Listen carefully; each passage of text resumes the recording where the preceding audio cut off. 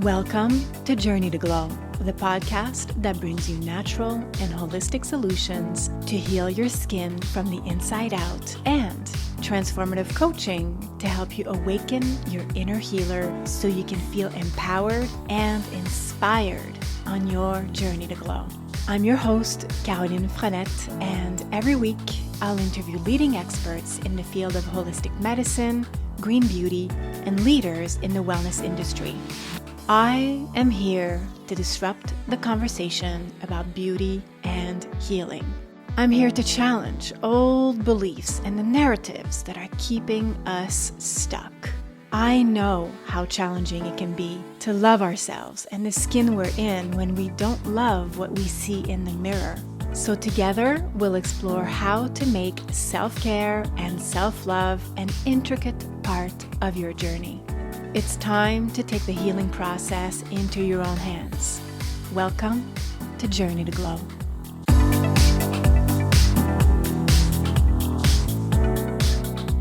Welcome to an episode dedicated to integrative dermatology from the perspective of a naturopathic doctor who's also a registered herbalist.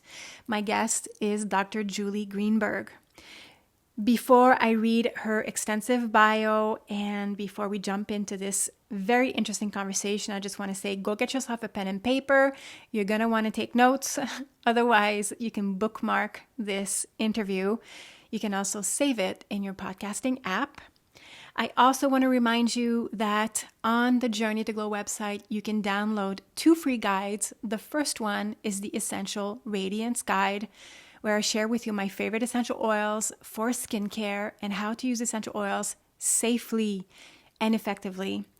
The second guide is the Skin in Crisis Guide, and you're going to want to download this guide if you have ever woken up one morning with your skin telling you that there's something that you cannot ignore anymore.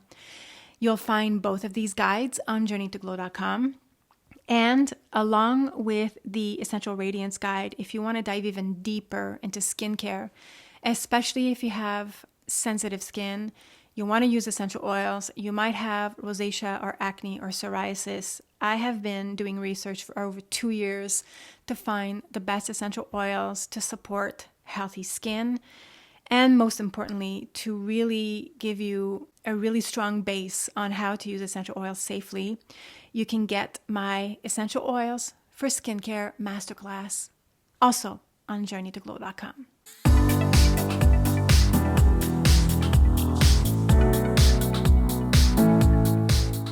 Today I'm talking to Dr. Julie Greenberg, a naturopathic doctor and registered herbalist who specializes in integrative dermatology. Dr. Greenberg is passionate about natural skincare and believes that many of today's chronic skin disease can be healed by using evidence-based alternative treatments. Dr. Greenberg's health journey took her from a career in business to becoming a healthcare warrior. She received a BA in economics from Northwestern University and an MBA from Stanford University, and had a successful career in finance. But a diagnosis of Hashimoto's hypothyroidism made her rethink everything she knew about health. A leading endocrinologist wrote her a prescription and told her that there was nothing more they could do for her. So, Dr. Greenberg got to work researching. She learned that women put an average of 125 chemicals on their skin every day through personal care products, and that many of these chemicals are endocrine disruptors and toxins. She started studying and making her own skincare products and saw the healing power of herbs and plants firsthand. She decided to dedicate her life to her passion and attended Bastyr's 4-year naturopathic medical school. While there, she received advanced clinical training with leading experts in dermatology at the University of Washington Medical School and Seattle Children's Hospital. Dr. Greenberg practices functional medicine and is an expert herbalist. She writes peer-reviewed medical dermatology articles for LearnSkin.com and is dedicated to using science-based research to find better solutions for our skincare disease. Let's jump into my conversation with Dr. Greenberg.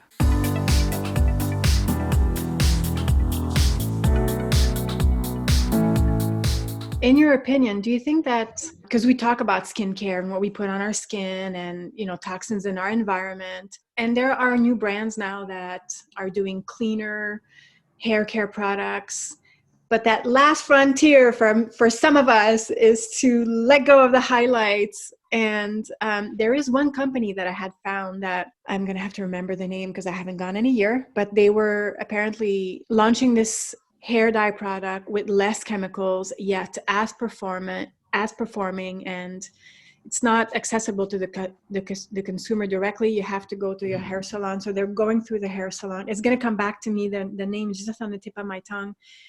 How much do you feel that dyeing your hair can impact the rest of our body? I mean, the good news is that hair is dead, right? It's not the same as putting chemicals on our skin, which we definitely absorb and get into our bloodstream.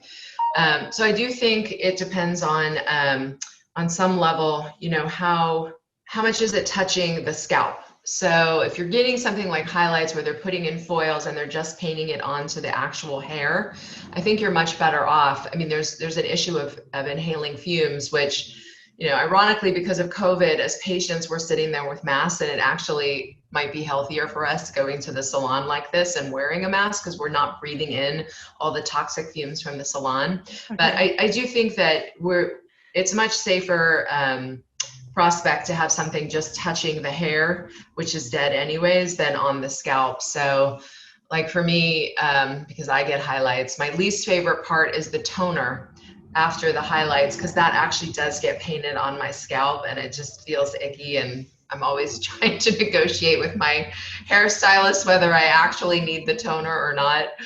So that's the worst part for me. But I think women who dye their hair, it highlights is a little bit less toxic, I think, because it's getting painted on, and it usually isn't right at the scalp. That's different from when you're just coloring the whole head of hair.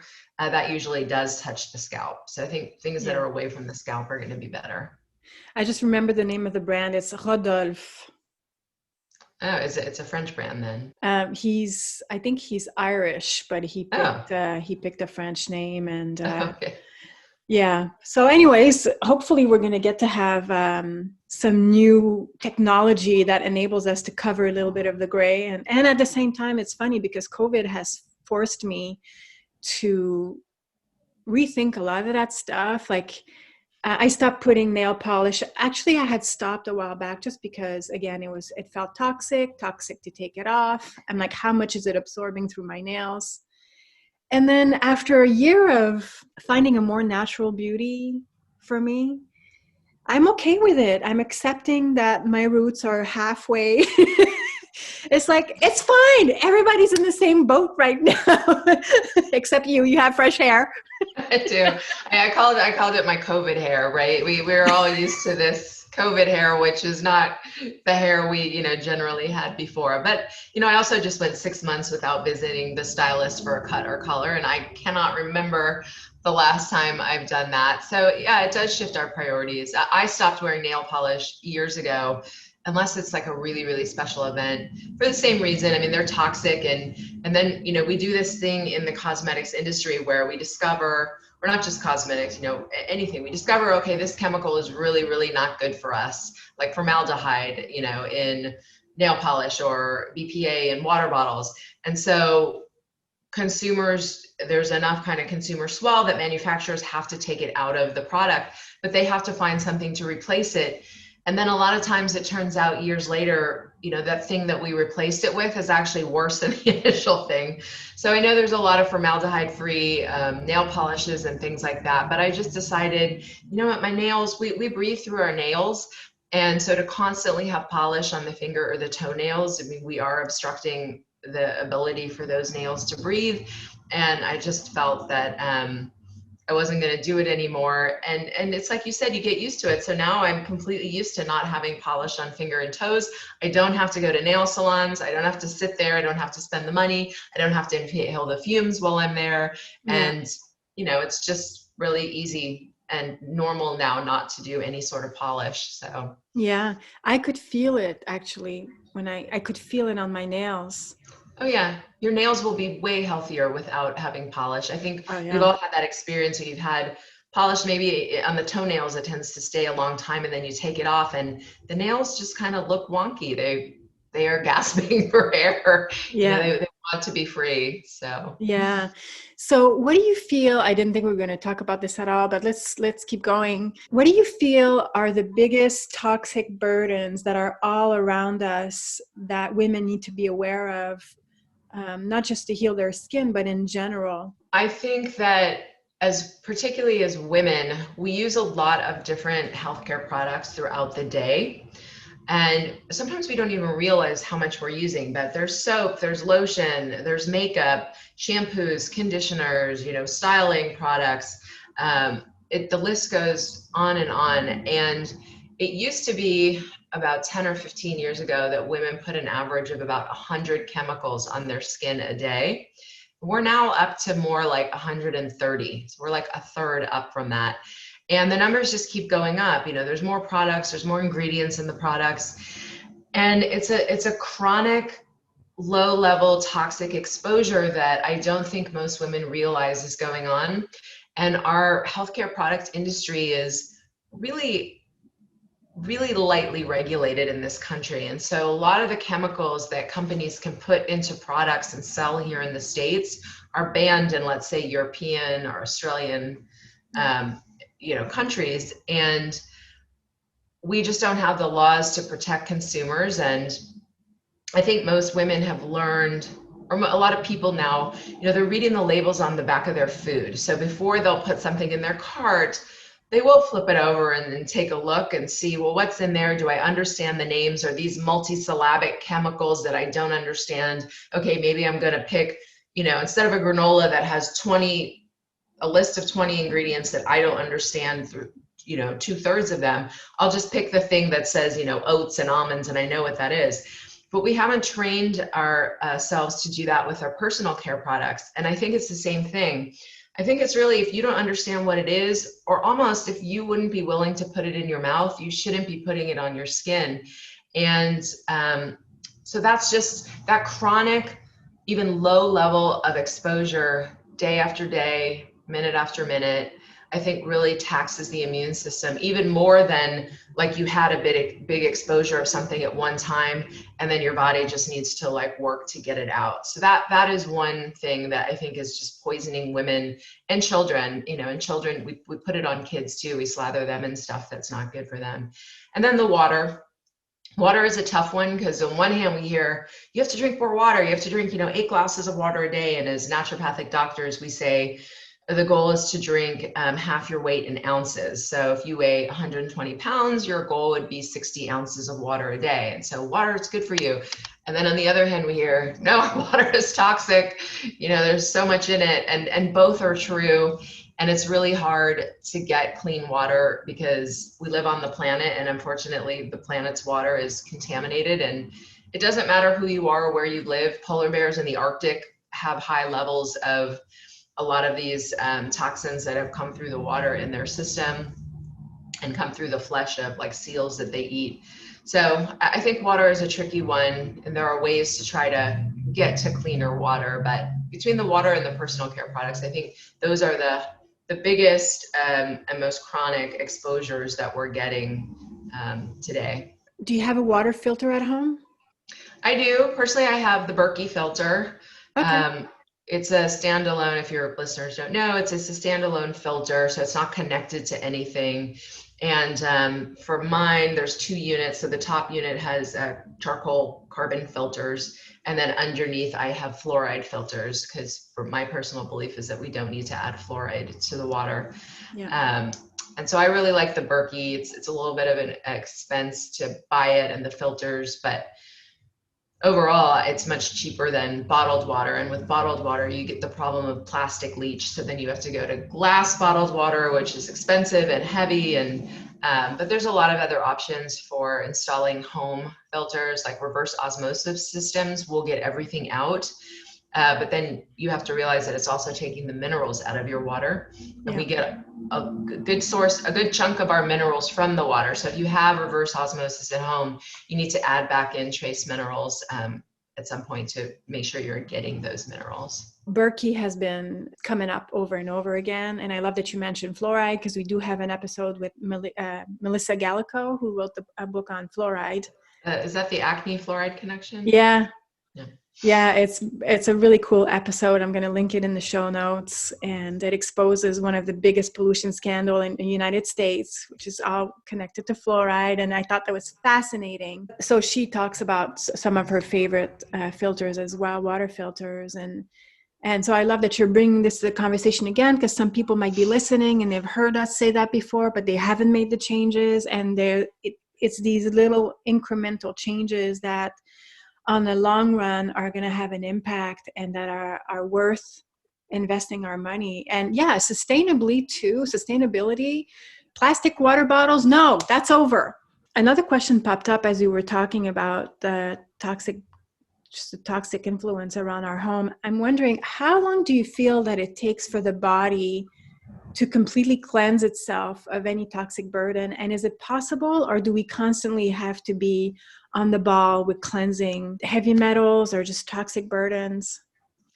I think we're under constant exposure. Again, there's nowhere on the planet you can go that you're not going to be exposed to toxins, which is okay. We are evolved to deal with toxins, and whether that's mycotoxins put out by mold or things in the environment.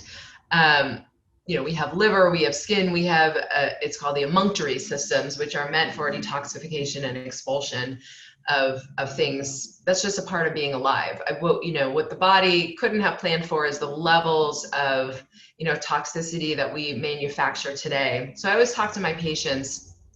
So I'm a naturopathic doctor. I treat exclusively dermatological conditions. But even though I'm treating skin, hair, and nails, as a naturopathic doctor, I'm treating the whole person. There's no way to improve chronic skin conditions by just poking at the skin from the outside. It is happening from the inside out. And so I talk to my patients and I say, our bodies you can kind of think of our detoxification and our body's capacity like a bucket. And there's always things coming into the bucket, right? There, you drink water, you put on some lotion, or you eat food. There's always, as long as you're alive, there's going to be exposures, and that's okay, because the body has a system for a little hole at the bottom where it is detoxifying and draining that bucket down. But when people get things like eczema, psoriasis, rosacea, that's where I liken it to, that bucket has filled up and it is now spilling over. And the body is saying, well, I just can't manage this level of toxicity anymore. There's just too much going on. And so it is starting to come out of the skin, and it's overwhelmed the systems in the body. And that's where we need to step in and help it, both by reducing exposures, trying to drain that bucket, and also helping to clean up, figure out, well, what are the exposures? What are the big ticket items? How do we stop those, and how do we clean it up? So the bucket is never going to be empty. Babies are born with a partially full bucket. It's just, unfortunately, what we've done to this planet.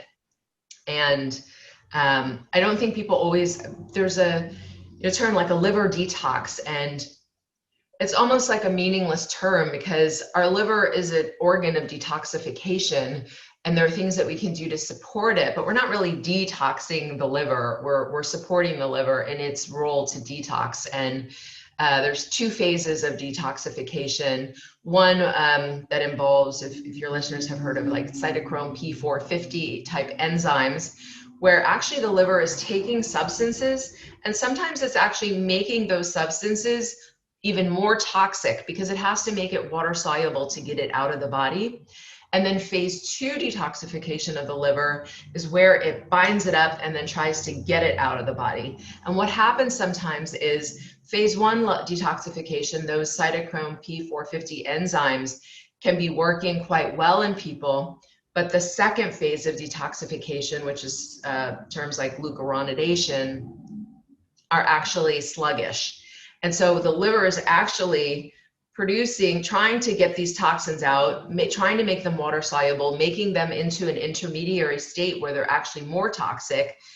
And then this second phase can't keep up, and process it and get it out. So I do think there is a role for supporting, even particularly, phase 1, but particularly phase 2 detoxification and supporting the liver. And we have a lot of beautiful botanical herbs like milk thistle, burdock, dandelion, and just beetroot, and just a lot of great herbs that help support the liver. So you mentioned the 2 phases of detox, and that sometimes in the first phase, the second phase doesn't catch up with the first. Is that what happens, that there's skin eruptions? How does It can be. I mean, Okay. that can be part of the picture. That can be part of just a general, toxic protocol where people are feeling fatigued, and because then those products are floating around in the body, and we can't get them out. We need phase 2 to get them out in the urine or get them out in the poop. And so when that phase 2 is sluggish, they're just running around the body, and they can cause all sorts of problems, from brain fog to muscle joint aches and pains to skin problems. Skin problems, also a lot of skin problems I've found are caused by gut dysbiosis, which is not having enough of the good type of gut bacteria and too many of the bad gut bacteria, and or you've got candida and mold overgrowth. And so much of our health and our immune system comes from our gut. The liver, of course, super important, but the gut is super important when it comes to skin.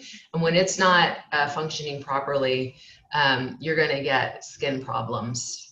The body just can't handle it properly, and it will leak. We have leaky gut, where it actually is leaking through the intestines into the bloodstream, and the blood is everywhere, and it's going to try to come out the skin. So when you have someone coming to your clinic and they have a skin issue, where do you start? I always start with the gut. Well, to be fair, I start with the outside in and the inside out. So they're having a problem on their skin. We can see that. And so there are things that I am doing topically to help improve the condition. One thing I always talk about my patients with is the pH of skin. pH is a scale of acidity to alkalinity. And most people don't realize that the skin needs to be acidic, like a 4 to a 5, to be healthy. And when we use soap is alkaline. So kind of our state of being in Western society is to make the skin alkaline, and that makes it susceptible to not being able to fight infections or to more wrinkling even. So we do work topically on things that are going to naturally lower the skin pH and improve the quality of the skin. But with these chronic dermatological conditions, we have to treat the gut every single time. There are problems with the gut that need to be cleaned up. And so I do a stool test and a urine test, if possible, because I want to see exactly what's happening in the gut. I'm looking at specific strains of bacteria. How many good guys, how many bad guys, what's even missing? And then I know which herbs and what protocols to do to start to clean up the issues one by one. And every time we clean up the gut, we restore the natural balance of the skin, and the issues start to resolve. So I want to go back and talk about the topical solutions that you recommend. But before, can you be more specific? What are the tests that you do? What kind of gut bacteria or pathogens are you looking for? Yeah. So there's specific stool tests that I do. My preferred, I'm allowed to name brands and things, right? So my personal preferred test is the GI map by Diagnostic Solutions. There are good other tests out there. Genova Diagnosis has the GI Effects. Doctors Data has the GI 360. So there are a lot. These are not like your Quest and LabCorp blood tests. These are the functional medicine labs. So I like to do a GI map stool test, and then my preferred organic acid urine test is with Great Plains Laboratory. But there are other ones. Genova has organic acid test, and other labs have it as well.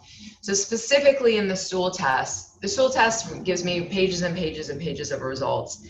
It will show really bad guys, which usually don't show up. Those are things like E. coli 0157, which is, you hear about those outbreaks like, years and years ago, Jack in the Box had a huge outbreak in their meat, and a lot of babies and old people died. So normally those things don't show up. There's also worms and protozoa on there. Normally those things don't show up. What I'm looking for is the normal bacteria section. And there's a couple bacteria I'm looking for specifically. One is called Akkermansia muciniphila. Mucin is mucus. And that in the name is the mucin loving Akkermansia. And why this one is so important is our gut, from our stomach down to our anus, has a mucosal layer coating our whole GI tract, and it's protecting our GI tract. So in the stomach, it's protecting our actual stomach from the stomach acid. And when people get ulcers, what happens is that mucosal lining has been eroded, and we are literally digesting our own stomach with our stomach acid. So this mucus is so important, but it's important in the small and large intestine too, because it keeps the bacteria and all of the stuff we've eaten separate, for not touching the intestinal cells and away from our bloodstream. So when we say leaky gut, what that means is that mucosal layer has been eroded and stuff is leaking into the bloodstream through the GI tract. So that one bacteria I talked about, Akkermansia muciniphila, he's a great bacteria. We have a really good relationship with him. He eats a little bit, so he's the mucin loving guy. So he's like, I'm going to eat some of your gut mucus. This is delicious. But then the gut is like, oh, wow, we're getting a little stimulation. I think I better produce more mucus. So it's a great symbiotic relationship. It eats a little and then we produce more, and it gives this really constant, beautiful flow of a mucus layer all across our gut tract. A lot of people, we can't even detect levels of this Akkermansia muciniphila, and then I know for sure that they've got leaky gut. There's another bacteria called Faecalibacterium prausnitzii. He's one that produces something called butyrate, which is a short chain fatty acid. Butyrate is so great for our gut. It feeds the cells in our guts, and our gut cells turn over every day or two. So we have to produce a lot of gut cells, and so they need a lot of food. And this bacteria produces that food for it to keep our gut cells healthy so that they can keep turning over and be well functioning. There are strains we look for that you might see on the back of probiotics, like lactobacillus. There's a lot of lactobacillus, and then you fill in the name, or bifidobacterium, fill in the name. We are looking at how are those in the gut? Are those in good, high levels? So there's many strains of bacteria I'm looking at. I'm looking at bad bacteria like Staph aureus in the gut, strep in the gut, and just, scores and scores of specific bacteria that I'm looking for the actual levels. And then the nice thing about the stool test is it also tells me about a person's digestive health. So it tells me, are they producing enough pancreatic enzymes? Are they digesting their fats? And there's something called secretory IgA, which are, if we have a good mucosal lining, we produce these antibodies that help take care of, any bad bacteria or bad mold or candida in our gut. And a lot of people just aren't producing enough of them. And then the body is kind of left defenseless against them. So it's complicated to learn how to analyze them, but I am looking strain by strain in those stool tests. And then the urine tests I use more to look for mold and candida overgrowth in the gut, which really does a number on the immune system. So candida, we all have candida in our gut. It's a normal thing, but when it starts to overgrow, that really causes huge problems in our gut and in our immune system. And I think as women, if you've ever had a vaginal yeast infection, you will know when candida overgrows, it's no fun. We have candida in our vaginal flora. It's not a big deal. It's totally normal. When it overgrows, it is irritated, itching. It's an insufferable situation.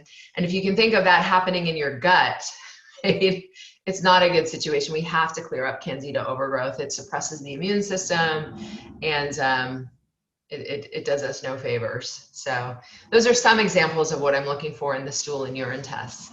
Oh, thank you so much for being so specific. It's the first time I get like a deep dive into that, and I think it's fascinating. The parasites, they show up on the GI map? Mm-hmm. They do? Yeah. And there's different levels of quote unquote parasites. Because there's protozoa and worms. So there's certain like protozoa like Giardia, if you've ever heard of that. If you have a Giardia overgrowth, you're going to have symptoms. It's just awful, horrible diarrhea, frothy and smelly. But then there's other protozoa, which are single-celled organisms. That there's more of like a debate, like, oh, okay, are these really that bad, like blastocystis? So that's part of the expertise as a doctor in analyzing what are the symptoms of the patients, what am I seeing on the test. Some patients may have a little bit of protozoa, the not so bad guys, and I may not directly go after treating that. I may be treating the other problems in the gut. And then I know I'm going to create a system whereby the gut is now healthy enough to take care of that on its own. But if we see, worms and bad guys, then you definitely need to take care of that. But usually that's not what I'm seeing. Usually it's not like somebody picked up a worm or a parasite in a third world country, because we don't have as much of that anymore. Usually it's just those good guys that I mentioned are nowhere to be found, and the bad guys are just taken over and having a party and going to town on the person's gut and immune system. Do you see, from working specifically with patients that have skin conditions, do you see specific gut profile to specific skin conditions, or could it be anything?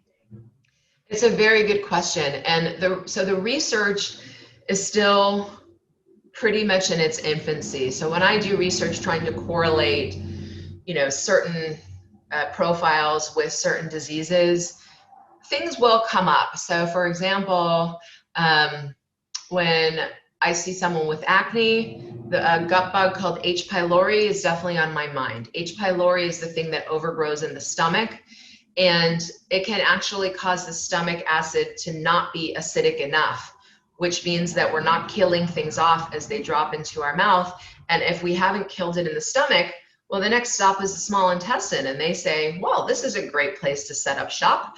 And they can start to overgrow in the small intestine. And your listeners may have heard of something called SIBO, or small intestinal bacterial overgrowth. So H. pylori can cause that. And a lot of times I will see H. pylori with acne, but it's not a one-to-one. So it is not that every time my patient has acne, it's absolutely H. pylori. Same things with rosacea. We see correlations with SIBO and H. pylori with rosacea, but it's not necessarily. What we do see is every time with these chronic diseases, there's something going on. So I kind of have my suspicions, like if someone has psoriasis, my experience is there's an organism called Pseudomonas, which is a bad guy. And I just see Pseudomonas overgrown like crazy most times for psoriasis. Also strep. Strep throat is very related to psoriasis. It's like the #1 environmental trigger that we know of. So I'm expecting to see an overgrowth of strep in their gut as well. And so that usually happens, but again, we can't do a one-to-one. It's not as simple as just saying, oh, you have this skin problem, then it's definitely that. But I have my top suspects, but we still have to do the testing so I can see exactly what's going on. And it is usually multiple factors. By the time the body has gotten to a point of like psoriasis or rosacea, it's usually not one thing. It's usually multiple things going on. And at that point, the body has just not been able to deal with it. And so by doing the testing, I can see the multiple different things that are wrong and start to go after it. But it's a really great question. It's a really interesting field. I hope research continues in that vein. I kind of have like a mental database of just all the, gut tests that I've run on my patients and what I kind of expect to see. But then sometimes I'm surprised and I'm like, oh, nope, it wasn't there. And it's a whole different thing going on. But then I just, do the same thing. Okay, let's do the work. Let's treat the gut. Let's clean up these problems, and the skin problems will resolve every time. It's just crazy. In terms of your process, at which point, so you do the GI map and then the urine test, at which point would you do the SIBO test? Those are my first two tests are the GI map and then the organic acid urine test, the OAT. And then I get the results back. And then I start to build a picture. So I see, okay, initially this is what's wrong.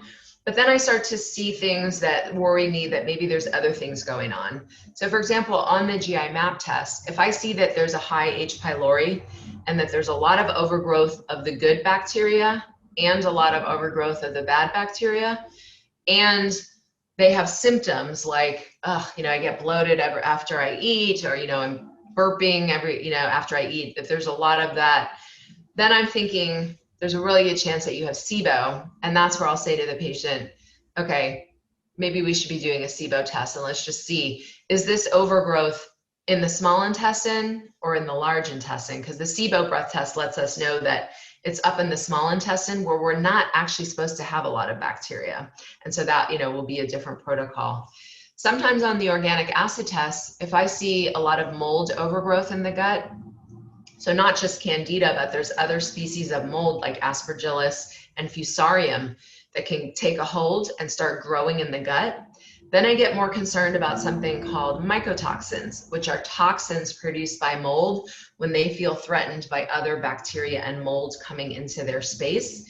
And mold is not trying to poison us, but we are kind of collateral damage from the mycotoxins which they put out into the air. And we can be exposed to mycotoxins either by mold hiding behind walls or mold growing in our gut. And so certain things I'll see on the OAT, the organic acid test, will make me think, and I think there's also possibly a mycotoxin problem. And so let's test that and make sure. And if there is, then we have to do a separate protocol for mycotoxins. And we definitely have to find out where the mold is coming from and clean it up. So those two tests will start to push me in different directions depending on what I see. But a lot of times we'll just start treating the gut based on those two tests and see how things are going. And then if things haven't fully resolved, that's telling me that there's this other piece, maybe heavy metals that we need to test for. Maybe Great Plains also makes a urine test that tests for environmental toxins. So things like pesticides, they have a glyphosate test. So, the problem is these tests are expensive. And so, we could do thousands and thousands of dollars worth of tests. I don't want to put my patients through that.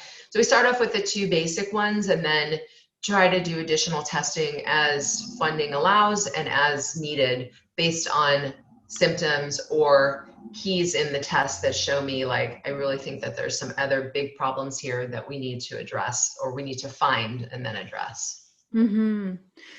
You mentioned acid in the stomach earlier. Are there any tests and does the GI map show you if the acid in the stomach is balanced or not? So it doesn't specifically show the acid of the stomach. There's tests, and I'm forgetting the name, it starts with a B, where you go in and you can technically test the stomach acid, but it's almost never, ever, ever used. It's like with SIBO, technically the gold standard for SIBO is to go in and do a biopsy of the duodenum, which is the part where the stomach meets the small intestine, but it's never used. We never go in and biopsy the small intestine. We just do these breath tests or, clinically diagnose. So I don't know for sure. I haven't tested the stomach acid. Some people have these baking soda tests. I don't know. I haven't seen any research that says that these are specifically valid tests. So for me, I'm using the GI map in, is there a high level of H. pylori, and is there overgrowth of good and bad bacteria? Because if so, there's a very high chance that their stomach acid is not acidic enough.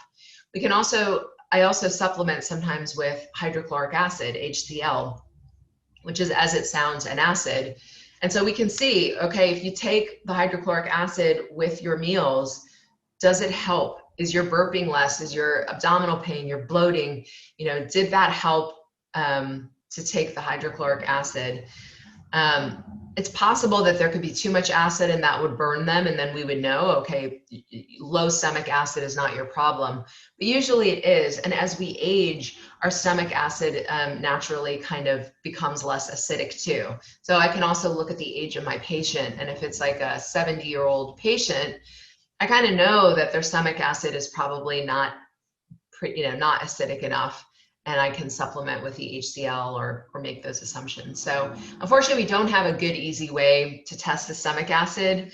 There are pH strips where you can dip it in different things and see how acidic is this, but we can't get a strip down into our stomach and pull it out and say, aha, this is the acidity. So we have to use I use the GI map and symptoms and clinical experience and a trial with hydrochloric acid to see how do things go. When I spoke to you a few weeks ago, we were talking about just the way the information is shared from traditional dermatology and calling certain skin condition incurable.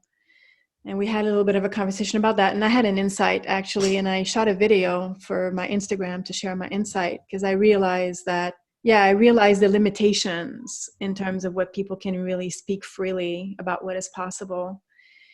And I'm not going to put you on on the spot, but I have a question in that same vein.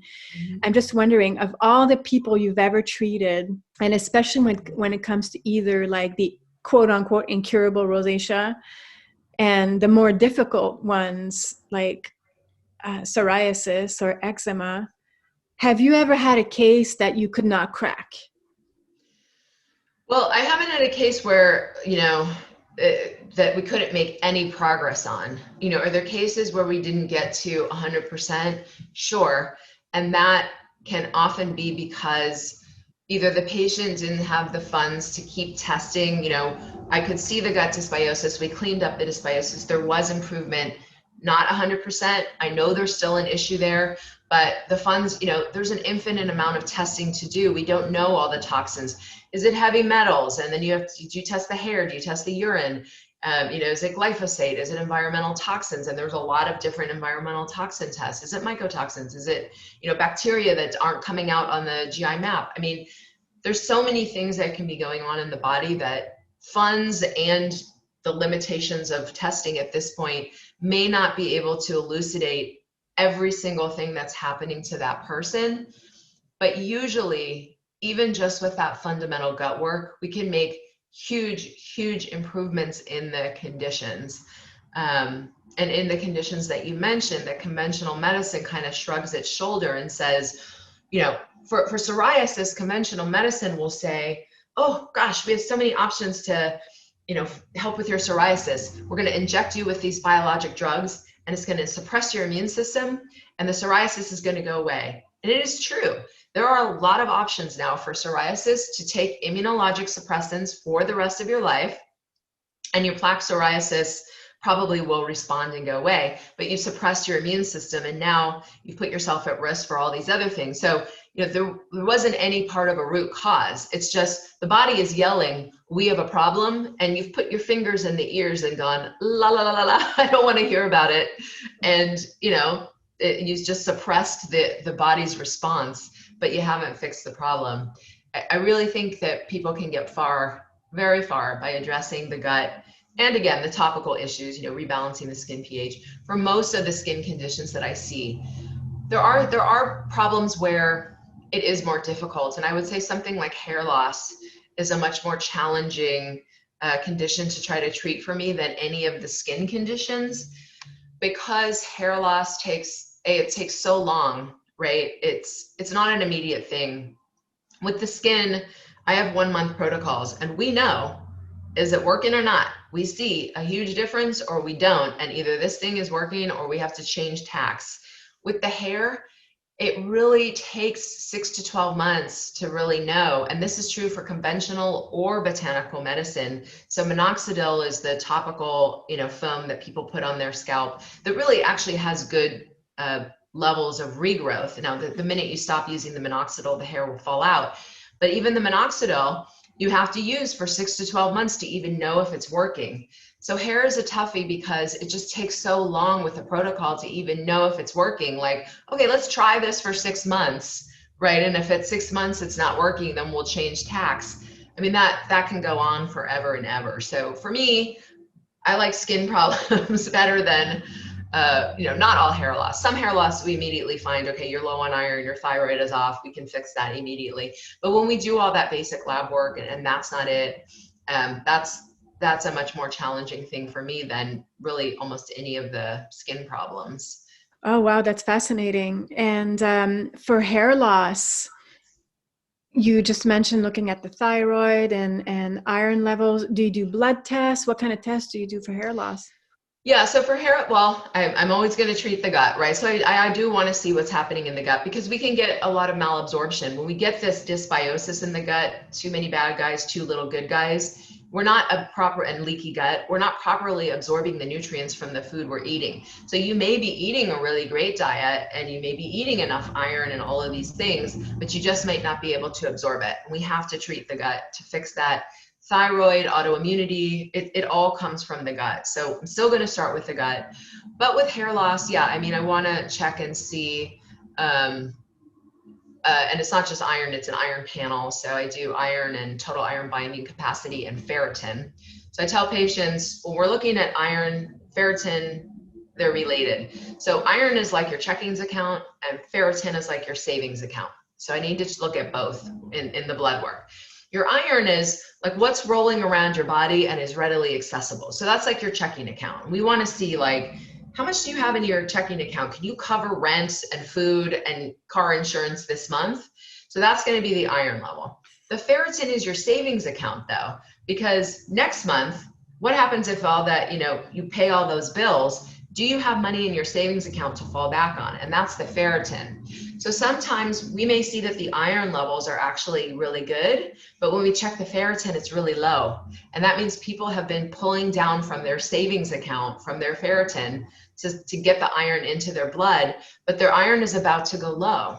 So we don't want to wait for that. We want to take care of it now and let them build back up their ferritin. So I look at, iron and ferritin, a whole thyroid panel. It's a similar thing, TSH, T3, and T4. A lot of conventional doctors will just look at TSH for the thyroid health, which is basically, how much signal is the brain putting out to the thyroid in terms of like, you guys need to produce T3 and T4. But I want to see the T3 and T4 because the T3 and T4 might be starting to dip low, which means the TSH is going to go up soon. So I don't want to wait until there's a problem. I want to nip that in the bud, basically. So those are some basic labs that I do for hair to make sure that people have the basic resources to build hair, because hair is an interesting thing on the body. Obviously, we know it's not essential to live by any means, right? You can live hairless, a happy, healthy, full life without any hair, but it actually takes up a lot of the body's resources. And so when there's a problem in the body, hair is going to be one of the first things that the body says, you know what, we're going to let this go. We need to keep the brain working. We need to keep the heart beating. Like the heart never gets a vacation, ever. If the heart gets a vacation, that's called a heart attack. We don't want that. But if resources are, low, if the body is not doing well optimally, let's just pull the resources from the hair, because that's not going to really devastate the body. Now, it's not going to devastate the body, but I will say that hair loss is one of the most devastating things that happens to people. And it can be very, very impactful on their lives, very devastating emotionally, psychosocially. So I'm not underplaying by any means what hair loss means to people. Yeah. I'm only talking about physiologically from the body, the necessity for having hair to live. We don't need it. Yeah. Right? So. Yeah, that makes total sense. And I hope that people who have hair issues or know someone can share that message, that it really is ringing a bell to look deeper, because it's not about fixing with some cream or some new shampoo, but to really look deeper, and then pointing to the gut as well. I'm thinking about someone in particular that needs to hear this. But I feel it's so helpful, because then you have a potential solution that's awaiting if you're willing to dig a little bit. Can't let you go unless I ask the question I meant to ask earlier, and that's, you talked about topical solutions for skincare. Do you have any go-tos? What did you want to share about this? Yeah, so we talked about at the beginning skin pH and wanting the skin to be acidic. And this will create healthy skin for everything. So it doesn't matter if you have eczema or psoriasis or rosacea or acne, or you just want to try to age healthily and beautifully and reduce wrinkles and all of that. keeping the skin at an acidic pH is going to help for everything. It's proven that the more alkaline, the higher the skin pH, the more wrinkles we get. And my go-tos and things that I use every day, and I don't have skin disease, but I would like to try to age as naturally and gracefully as possible, are things like aloe vera gel. Aloe vera gel is acidic in nature. It helps regenerate collagen in the skin, which adds to that plumping and firmness of the skin. So I love aloe vera gel. Sometimes if the skin is very, very compromised, if it's really a mess, aloe can burn at the beginning, and that's something that you wouldn't maybe want to use right at the onset. But for once the skin is like a little bit repaired, aloe vera gel is kind of a standard part of my skincare protocols. I love hydrosols. Hydrosols are also acidic and beautiful, and I think one of the most underutilized topicals in skin. So for those of your listeners who don't know what a hydrosol is, it's a byproduct of the essential oil making process. So rosemary is one of my favorite hydrosols, so I'll use it as the example. Let's say we want to make rosemary essential oil. We're going to take like hundreds of pounds of rosemary and put it in like a copper distiller with water, heat it up, and then stuff is going to evaporate. The volatile oils, which are the essential oils, will evaporate and then collect in a second unit, a second pot. But the water also evaporates. And that water has been infused with the plant, with the rosemary or the lavender or whatever it is. The essential oils float on top. And I think we all know that those are very powerful, concentrated substances that we don't want to put on the skin directly. You can do real damage, and you need to know how to use essential oils. We don't really like them on babies as much.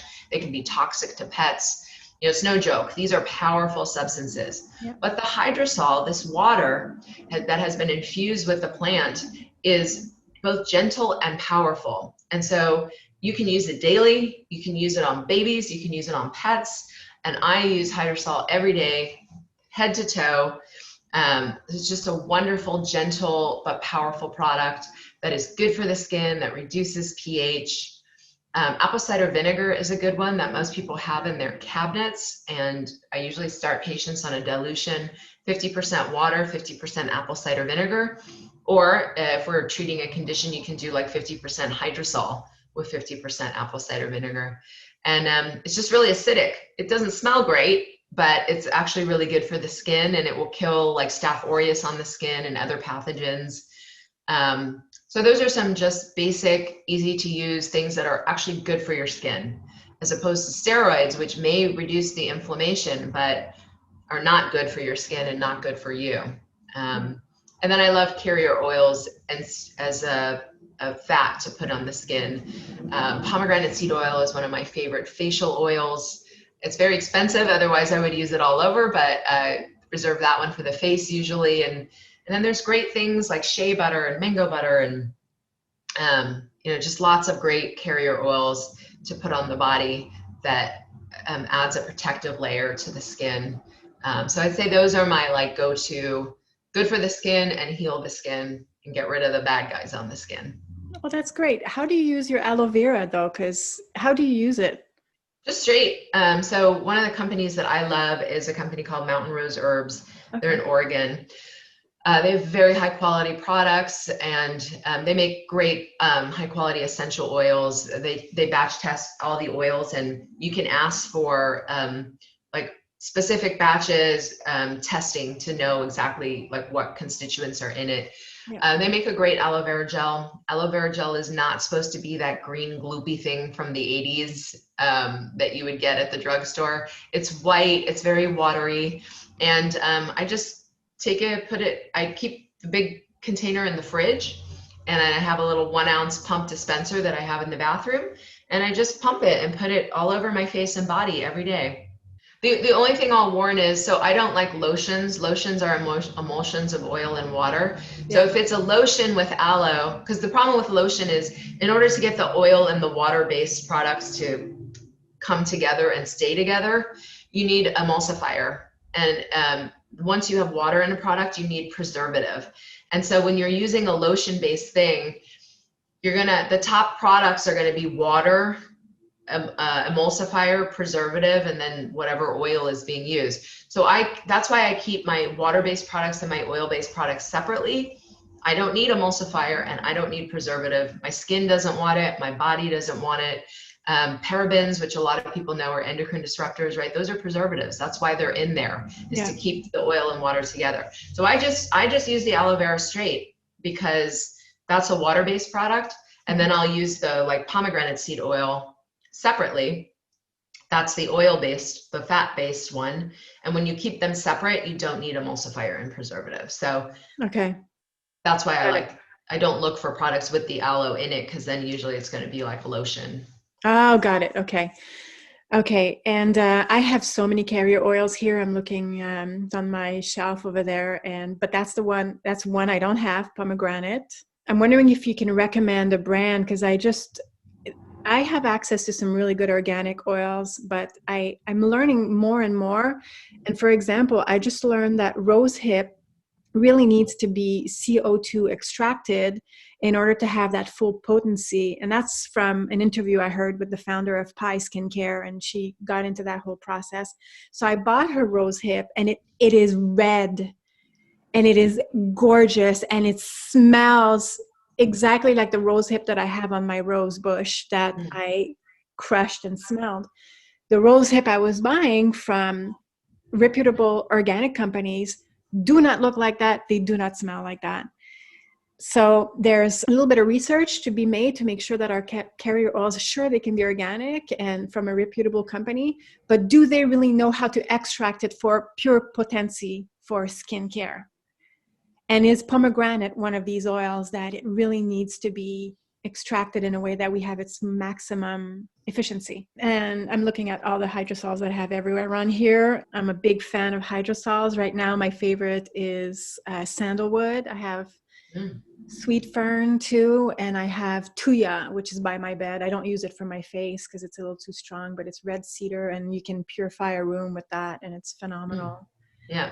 Yeah, and it's hard to find pure organic hydrosols that don't have alcohol in them. So if you can find a provider, I have one here that makes it here. So the shelf life is like less than 6 months, sometimes even 3 months. So you buy it, you use it, and it's absolutely pure. And that's like a gift from the plants and the flowers to be able to use their water.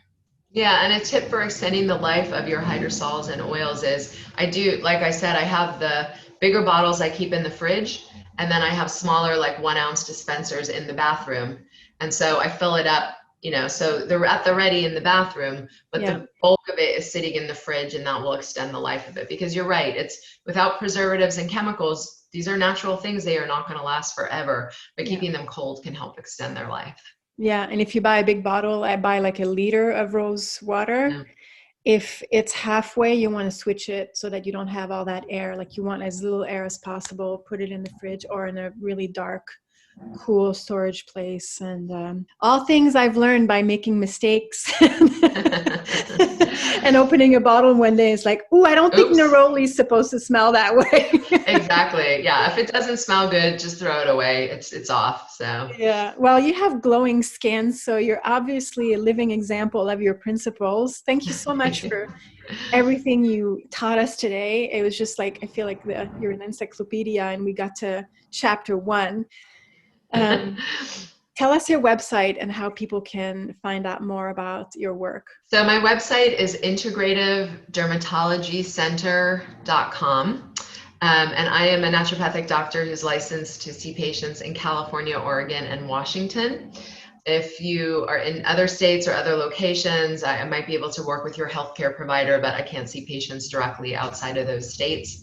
If you're a patient or a person who's suffering from skin problems, and you really like the science and technical stuff, and you like digging for information, which I know a lot of people do, I have a series on a site called learnskin.com. It's the Naturopathic and Integrative Dermatology series. And you can find it on learnskin.com under the series. You can search for my name, Dr. Julie Greenberg. There's 20 courses there. They're all free. They're meant for doctors. We have to do something every year called continuing education credits, which is we have to keep learning, and for good reason, right? Because it's medicine and it's always changing. But you can take these courses for free, and they are really scientific. They cite research, and so there's one in there on like skin and skin pH if you want to learn more about that, or there's stuff on acne and rosacea, psoriasis, lots of different courses. So your listeners can check those out, and they're all free. Okay, thank you so much. Thank you.